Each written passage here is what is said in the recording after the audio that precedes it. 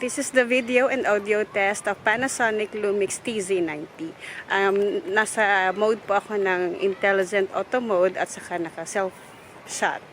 So later try po natin yung optical zoom niya kung gaano siya ka-smooth.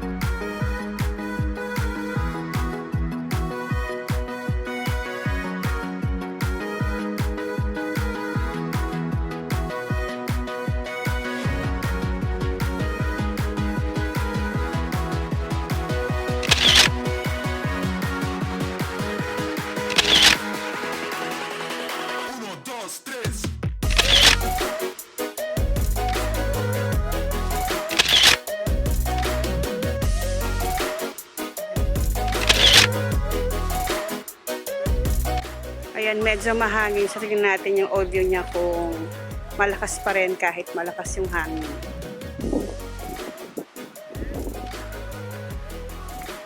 Ayan, so far, yung test ng video at saka audio, okay naman. Kaya lang, yung zoom niya siguro hindi lang ako masyadong marunong. Kaya parang nagbo-blur siya kapag sinuzoom ko na siya ng masyadong malapit. Pero, so far, okay naman siya. Compare sa iPhone 10 ko kasi yun ang ginagamit ko kapag nagsushoot ako ng video for my vlogs.